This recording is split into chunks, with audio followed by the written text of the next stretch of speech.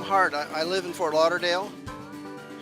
Okay, you're looking at a 1956 half-ton Chevy step-side pickup truck, 3100 model, 6 cylinders, 235 engine with the original engine inside. And I found the truck on Antique Auto Trader, and the gentleman sold me the truck because he had 2 adult children, and he and his wife and the 2 children, he couldn't sit in the front seat anymore. So he bought a 56 Chevrolet sedan, and he didn't really want to sell me the truck, but I said, you know, we came to terms, and I bought the truck from him. He was from Davie. And then I bought the truck about 20 years ago, and I liked it so much that I had it restored. A gentleman named Russ Gagliano did most of the work. It took it right down to it's a frame-off restoration, and he painted the frame, and he had the truck painted up in Pompano, and then we brought all the parts down, and then we had it reassembled here in Fort Lauderdale. The style, I think it's the best looking truck. The design, I think, is what appeals to me. I always thought it was the best looking truck they ever made, so it was a no-brainer for me. Yeah. Well, I wanted to put the white walls on there. I got those from Coker Tire Company, and then I also from Texas I got the it's called Victory Air, and if you look at the controls and the dashboard, they fit perfectly on the dashboard. And the air is ice cold. It's better than factory air. It's a lot of fun. It's a 4-speed, you know, and with the clutch, and the shift is on the floor.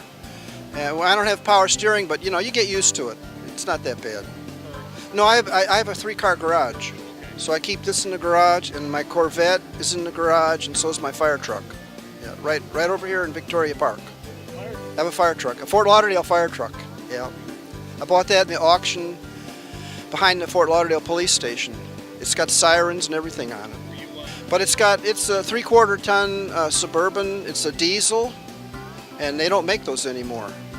And the Corvette is the one I bought. It's the only new car I ever bought. It's a 72. I bought it from Folks Chevrolet in Pompano Beach. I taught school here for 30 years. Here, mostly Fort Lauderdale High School.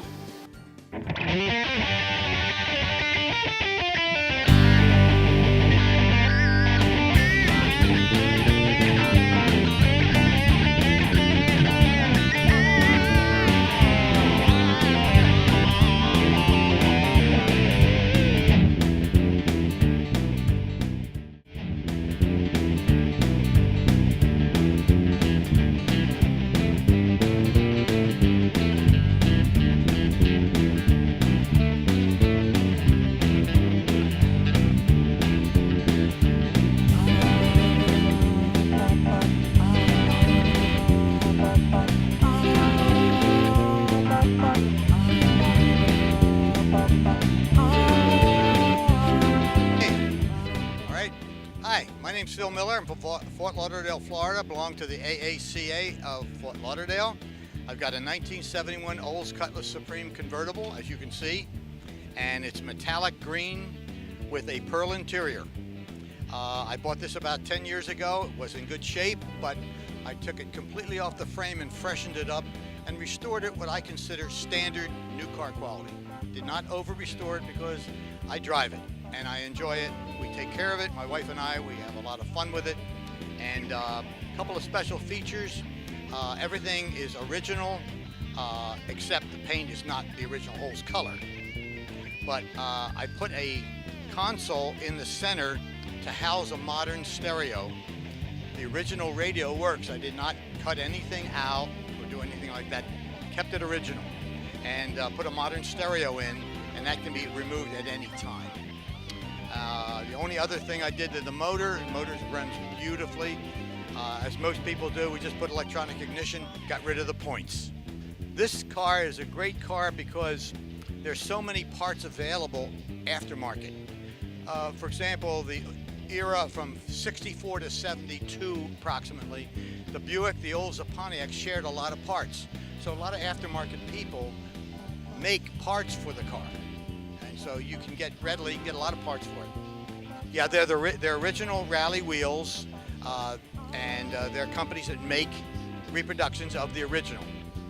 The original wheels, to buy a pair of original wheels, are always scratched up. Oh, I've had lots of Oldsmobiles, had a lot of fun buying Oldsmobiles from day one. I was in Atlantic City, New Jersey, and on the Steel Pier, there used to be a huge GM exhibit. And I used to motor down there all the time in my bike and go through the exhibit and have a lot of fun with it. So I got into being an Oldsmobile freak.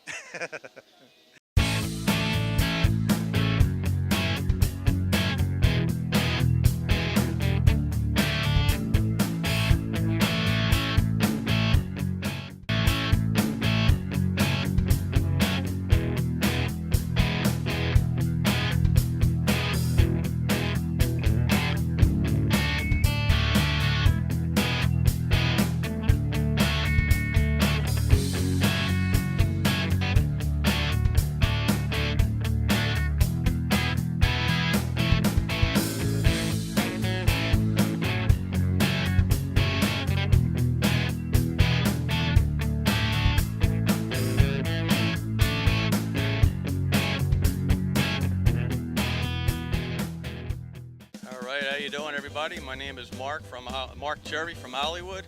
I have a 54 Ford here. It's been a long build, about 12 years on and off as time and money came, and basically the car was built in a carport. It's got a Camaro front clip in it, 350 Chevy motor, 200 4R transmission, got 4-wheel disc brakes. All the work myself, yeah. Everything but the upholstering the seats. You know, anytime as anybody's ever thought about painting a car, you know, it takes a long time to decide what color you're going to paint. Everybody's changing their mind all the time, and I did the same thing, and finally I just had a vision in my mind, and I just bought some paint, and I said, to hell with it, I'm just going to start painting it. Painted it in my garage. It's as old school as I can get it, right down to the little pages in the old Carcraft and Rod and Custom magazines. I took a lot of cues from there and just wanted to duplicate that type of ride. Just a passion of mine for this particular era of car, and that's what I did. The first day I took it out, it was pretty exciting for me.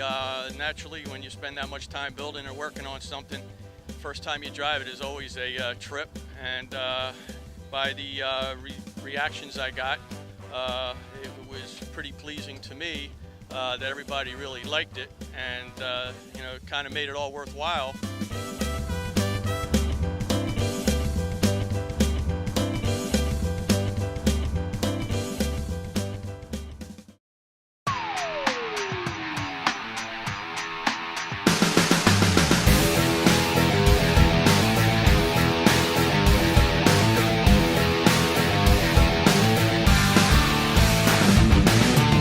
Well, fall is in the air here at Car Show Television, and we're at a place called the Acreage in West Palm Beach. And this place, we're having a community event. It's what makes America great. We got baseball, football, and beautiful, hot American muscle rolling in right now. So check us out. Right now, we've got some great interviews with some awesome cars all over our area. It's coming up right now on Car Show Television.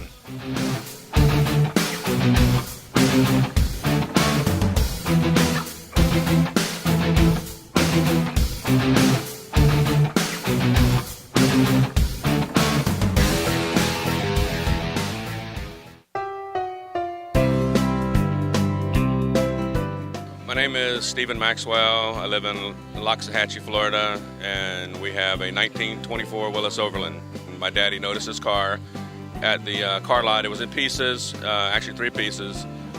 We took it home, had it trailered. The drivetrain, everything's all original.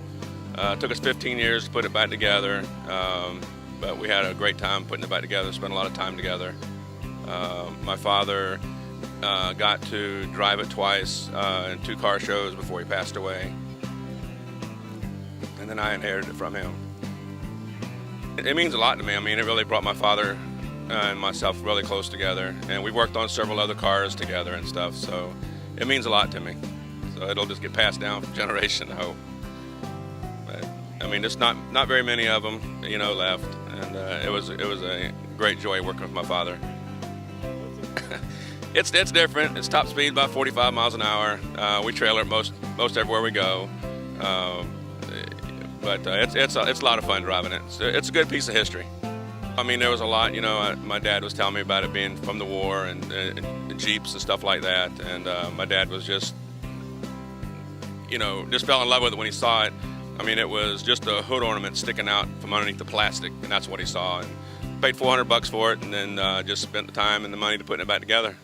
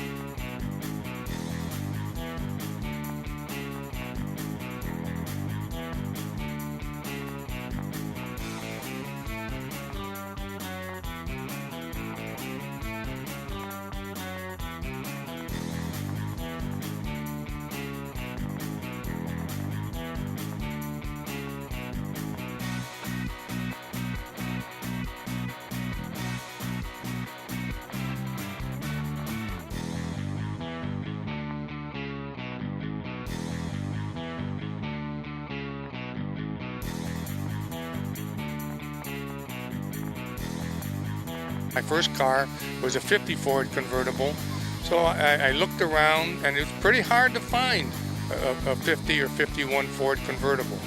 So I looked for about a year on the internet, and I found this red 50 Ford convertible. I go by Red. I had Red's garage, I had Red's service center, so I go by Red. So I just needed a red car.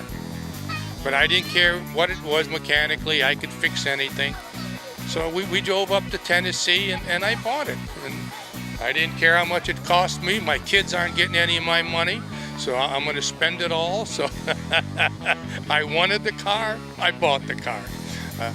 The engine compartment and the motor itself was done. They just put a used motor in it, never cleaned it. They painted over the grease. Had original seals in it. It leaked a quart of oil every time I stopped it.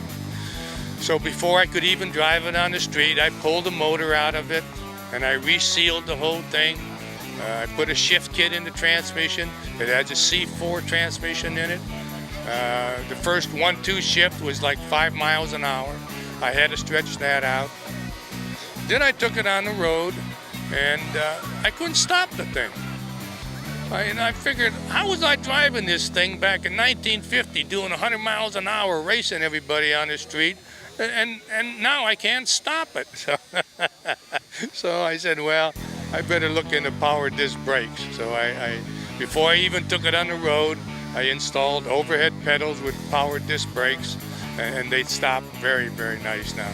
Ours back in the 60s, around Ohio and Pennsylvania. So I had all my hot rodding done back in those days. So I just enjoy with my 50s music on my iPad and cruising around. What we all went to see before we even started driving was Thunder Road. We all wanted to run moonshine back in those days. So that was another reason why I started off with a 50 Ford, probably. Robert Mitchum talked me into it. Just like the lights in the grill is what we did back in 1950. Of course, we didn't have LED lights. We had those bullet lights. So it cost 49 cents back in those days, and we used to put them in our grill. So I just continued the tradition by doing something like this. And of course, the lake pipes, that was a tradition back in those days. And I'm just a 50s type of guy, and this is a typical 50 hot rod car.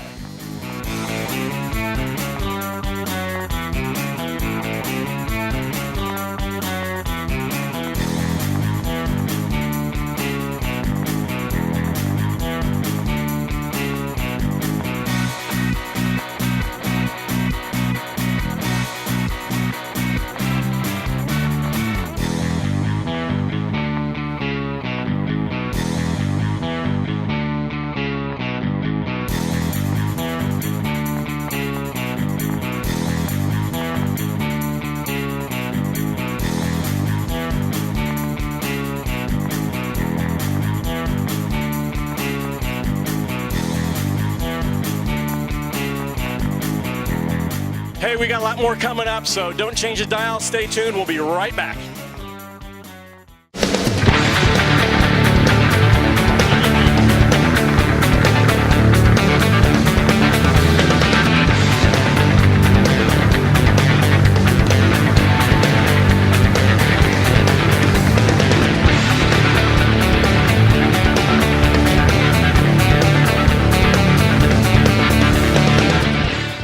Show Television. This is Andrew McCleary. We are here at the Penn Dutch Car Show here in Margate, Florida. We've got some great weather and we've got some really neat cars here, so stay tuned for more.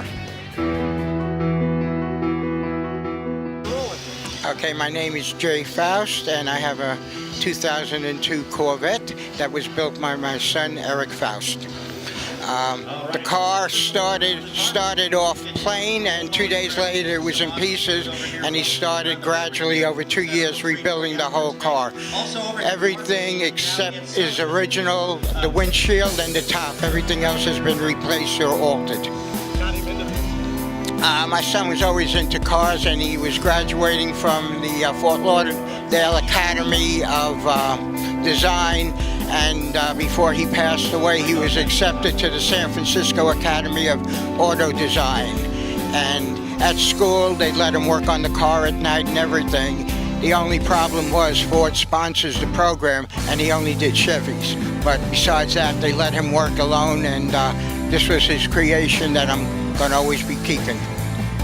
Okay, he designed, well, you can see in the engine compartment the airbrushing, the pinstriping, and just little subtle changes. And then after he passed away, I had a picture over here. They sandblasted of his face. Car, everything blends in, but he was colorblind. And he would always ask different people for subtleness, like the pinstriping blends in. He had flames, but he didn't want it fire. So he did a lot of the gold, light gold with yellow from House of Colors. And in the interior, everything was designed on an AutoCAD program, and it would look like this, different renderings. And finally we came up with what we wanted for the interior, and then we went into the trunk, which was also the same thing. JL Audio gave us a stereo system for the car because we showed the car for them, and it's just a beautiful thing, and that's all I have to remember him by, and the car I'll always keep. This was his car. He designed some other cars and built for other people, but they were only a 2000 Ranger and a 2001 S10. And then this was his last car. He was going to build for, I guess, to sell, but he ended up liking it. We kept it, and unfortunately he passed away, so the car will never be sold. It means everything. It's part of me when I drive it. I always feel he's with me, and unfortunately have to have something to remember a lost one.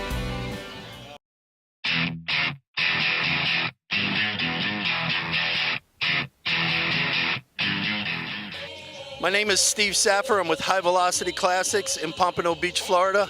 The car started off as a 1954 four-door Chevy Bel Air. We chopped the car. We actually pulled out all the engine and powertrain and put in a 1941 Willy's engine, transmission, drive shaft, and front four-wheel drive axle. And now the front axle, the rear of the car under the trunk, is now the steering. We actually ripped out the whole guts of the car and put in a steering column in the center of the car and created a sort of boat theme. The interesting part about the car is every cut in the car has been so precise that all the original paint from '54 is still on the car. None of it's ever been touched up, and there's no Bondo still presently in the car. Just a fun car to drive. We did it just because it's something different, and we like creating fun and unique stuff. Thank you.